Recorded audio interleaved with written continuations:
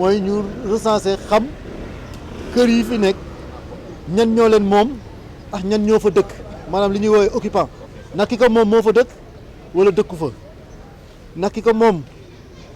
daf ko loué wala loué wu ko ndax ki ko moom daf ko tabax wala tabaxu ko bu ñu xamee loolu ba pare li ñuy mën a defaat deuxième étape bi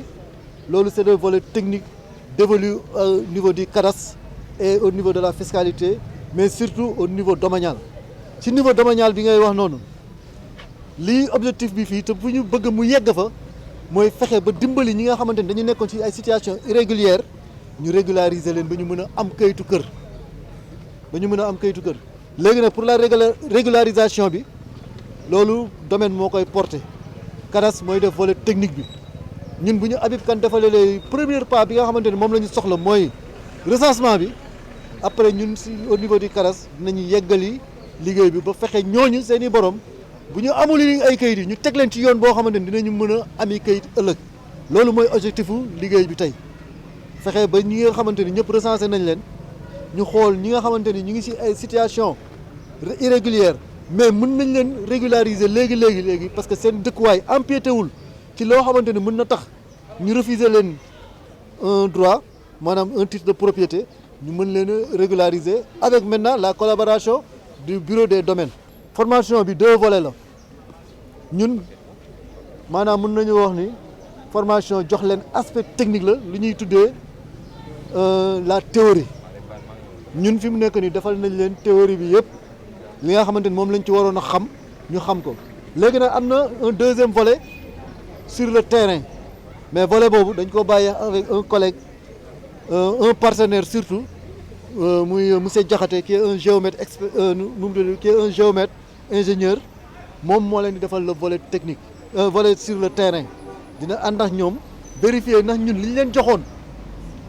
comme formation théorie ndax maîtriser nañ ko sur le terrain léegi ñoom bu ñu defaree seen échantillon fii wax dimanche lundi ñu mën a évaluer loolu xam ndax ñi ils sont prêts maintenant pour ñu lancer leen ci projet bi parce que projet boo xamante ni non seulement ñoom monsieur Habib Kane il travaille avec le cadastre mais jàppal ni cadastre buntu la rek mais dañuy jàpp ni il va travailler avec le service avec le centre des services fiscaux de Thiès yëpp lay liggéeyandool actuellement nii donc li ñuy xaar ci ñi maanaam li ñu ci xaar ci ñi comme ndam mooy fexe ba ñun programme bi ñuy nekk au niveau des impôts et des domaines ñu tuddee ko le programme yaatal maanaam programme yokk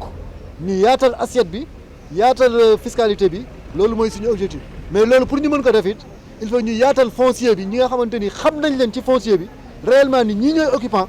ñii ñooy propriétaire loolu ñu mën ko am ci recensement yu mel nii rek lañ ko mën a amee te bu ñu ko amee ci recensement yu mel nii nag ñu mën ci profité xool ñi nga xamante ni mën nañ leen defaral këyit te du ñu yàqal ci dara maanaam ñooñu xëy na nekkoon nañu ci yoon bu baax mais amuñu woon information yii dina leen mën a tax ñu mën leen contacter ne leen yéen kat boo leen ñëwee ñu mën leen defaral këyit ngeen mën a régulariser léegi. loolu moom loolu ngay wax noonu li président di woote ne jeunes yi dina leen utal liggéey daanaka lii mën nañu ne c'est un grand pas du pas bu ndaw xëy na ñi ñu koy defaral xamuñu lim leen mën a jural tey mais ëllëg a ngi nii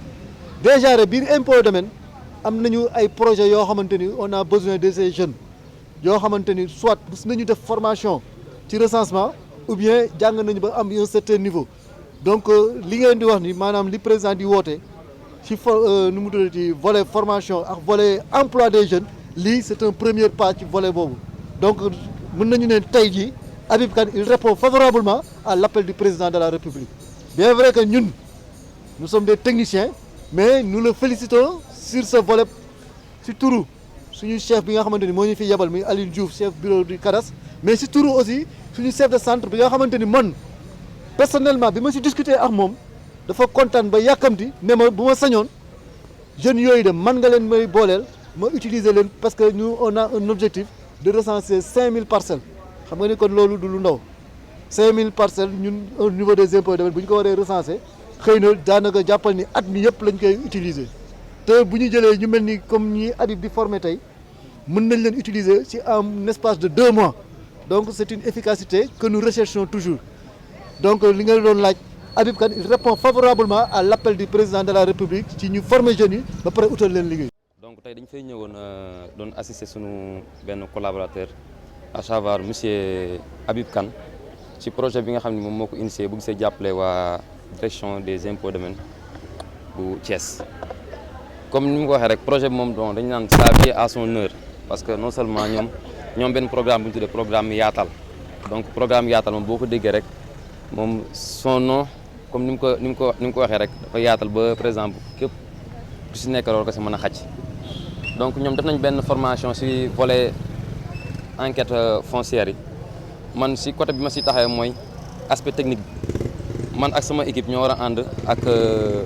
ñi nga xam ne ñoo leen doon formé fii nii war a demandoo si terrain bi war a def relevé topographique yi accompagner de ces enquêtes foncières là pour mën a traiter données yi comme ni ko gars yi soxlaay bon xam nga boo gisee dëkk moom dëkk mënul dox sans aménagement bi jaaru si yoon xëy na nit ñi dëkk nañu am na ñoo xam dëkk nañ si façon dëkkin bi ñu war a dëkk mais am na ñoo xam dëkk nañ si dëkkin boo xam ni def nañ ay at mais amuñu kéet donc projet bi mu ñëwee dafa ñëw pour non seulement régulariser ñi nga xam ni jot nañoo dëkk te amuñuy kéet parce que am na ñoo xam mën nañoo dëkkee dëkk si loo xam ni néewuñu si domaine privé d'État à savoir un titre foncier d'État am na ñoo xam dëkk nañ mais dañoo dëkkee tamit si loo xam ne c'est du domaine national donc loolu compétence su collectivité locale yi la à savoir les maires yi donc on peut dire que ce projet là vient à son heure ça nous permet de savoir exactement ñi dëkkee ban façon dëkkin nañ dëkkee ak ban titre de propriété lañu am aussi. bon xam nga moom boo seetloo Thiès yaatu na yaatu goo xam ne moom mën nañu wax ni projet bi c'est une phase pilote donc comme ni mu waxee rek on a démarré une formation avec 250 personnes ñu ciblé au moins ñun nañu mën a def recensement 3000 kër lañ bëgg a mais nañ xam ni Thiès ëpp na 3000 kër donc ciblé nañ ay zones yoo xam ne fa ñuy commencé bu ñu si liggéey ba pare liggéey bi jaar yoon donc mën nañ jàpp ni Thiès gi yëpp la ñuy sillonné ba bu ko defee moom Thiès moom la nekkoon suñu ginnaaw moom mu doon ay problème mu régularisation mu doon loo xam dañ koy fàtte. waaw li ci poussé mooy du ñu gis Thiès am ñoo xamante ne amuñu kayitu kër en plus ñu leen ciy seetaan te gis nañ koo xamante ne mën nañu aider mën nañu financer pour ñu accomplir mission boobu loolu moo ñu si dugal aider suñu papa yi suñu yaay yeeg yëpp. ndax dina yomb aussi. yombul moom du lu yomb mais ça dépend peut-être des semaines des mois on sait pas lu mu laaj rek dinañ ko jox. mais formation moom li ngeen fi jàng baax na. waaw baax na moom pour l'instant li ñu jàngagum sa baax na. et entrer à l'occupation de l'espace comme nous partageons tous mais qu'il faut organiser et j'ai vu les techniciens qui faisaient la présentation technique je me dis que Habib Kane est aujourd'hui au service d'une administration qui en avait besoin. Je sais que la tâche n'est pas facile, elle est très ardue, et c'est serait de la prétention que de dire qu'en une semaine on peut régler le problème, mais il faut toujours commencer et nous sommes en train de commencer. État civil administration c'est une notion théorique ñun ñëpp la gis nga dafay dem ba dugg ci diina ñu ngi ci weeru koor hubbul watan minal iman aimer son pays est un acte de foi te li mu si gën a intéressé en tant que pédagogue bi ma gisee engouement jeunes yi loolu moo si gën a intéressé c'est-à-dire bi may ñëw maa ngi tam génn weeru koor heure bi dama séré la dama gaaw xiif wante bi ma ñëwee fii léegi gën na ma yokk énergie Habib Kane faut pas reculer faut aller en avant parce que li am solo mooy que qu'il y ait dans mu am si dëkku Sénégal yëpp initiative yi mel nii gouvernement doo ko seetaan da nga koy jàppale mu liggéey su defee erreur nga mën ko critiquer à bon escient. Voilà. ñu daje woon fi tey woote pour xool nu ñu créer des emplois pour cette jeunesse xool nu ñu leen mën a jàppale ba nga xam ne ñu mën a yor seen yëfe bopp comme on l'a fait avec nos mamans et leur mère parce que tey yaakaar naa ni li ma lii ak ñoom mooy seen i waajur parce que ñoo tax ñu dajaloo fi tey parce que ñoom laa doon jëflanteel il y a 7 ans de cela tey ñu dajaloo créé beneen collectif boo xam ne fi yàggul dara muy le cadre bi formé woon des jeunes en sécurité générale incendiaire qui était récent yéen ñi taxaw tey organe bi yéen ñëpp fekke woon ngeen cérémonie boobu tey ñu relancé waat loo xamante ni mooy volet bi nga xamante ni domanial la pour jéem a assister ñi nga xam ne dañoo am ay kayitu kër dañoo am kër amuñu kayit ñu ko jéem a régulariser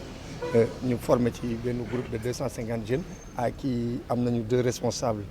monsieur Abdoulaye Fall qui est là qui est le porte-parole des jeunes des garçons et Ndeye Awa qui est là le porte-parole des femmes. xam nga dañ ne boo jàngee ba mokkal booy tari da nga ko war a tari ci ñi ko xamul tey suñu borom def na ni lii ma xalaat yaakaar naa ni da maa bëgg a laaj rek waaye yaakaar naa ne maa yow wéet nañ ci waxtaan nañ ci ba am ay jéego yu bëri yoo xam ne wax nga ko ci ak man du ren yàgg na lu ma yàgg bëgg la lu ma yàgg mbëppët la parce que du kaaw mbuurkaat bi sax tax moo tax may wax mais dama bëri ay dëkkandoo yu ma dëkkal yoo xam ne fi ñu dëkk ku ci ne amul kayitu kër te dañoo bëgg a miraas mënuñu miraas et c'est ça qui m'a motivé aujourd'hui pour que ma former des jeunes ñu bokkandoo ensemble l'expérience ak la force ak les moyens qu'on dispose pour mettre à la disposition de cette population yi nga xam ne tey amuñu kayitu kër ñu mën a am ay kayitu kër à travers ça nag ci laay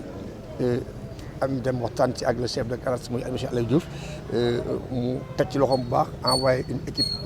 boo xamante ni c'est composé d'un géomètre et deux techniciens supérieurs ak le géomètre privé Modou Diakhaté ak mon coordonnateur Alioune Arma Diouf ñu waxtaan ci yaatal ko ba nga xamante ni tey je pense que ni suñu ne objectif bi c'était à 100% aujourd'hui avec l'ouverture de cette démarrage je pense que ni on a atteint les 80%. et li ma wax si ni rek laa leen wax dama naan leen ñi ma boole yéen muy seen waajur yi fu ma tasee yéen ñoom dañ may ñaanal di ma gën a gërëm kon la tax ñoom ñu koy may defal loolu laa bëgg a ànd ak yéen ba yéen ku ma tasee nga mën maa ñaanal gërëm ma ñu ce projet là doon un projet de réussite ñaan yàlla mu defal nit jàmm di ñaan aussi di def appel à l'État du Sénégal quand on parle d'État on parle du président actuel qui est sur place que ni lii mbëppatam la mu ngi ko doon wax pour xool nu mu ko élargir ñun de notre côté xaar ñu état parce que on fait partie de l'état parce que on fait partie de la population moo tax tey ñu commencé suñu bopp buñ ci fekkee baax na buñ ci fekkul tamit ñu xam ne ñun notre devoir a été fait et on aura je pense que de la situation. waaw man xam nga rek dafa am lu may doxee ak lu ma gëm muy Serigne Babacar te jàpp naa ni Serigne Babacar si musul tàllal loxoom ci dara jóg ci mu am ay lem-lem kon gëm naa ni nii ma commencé.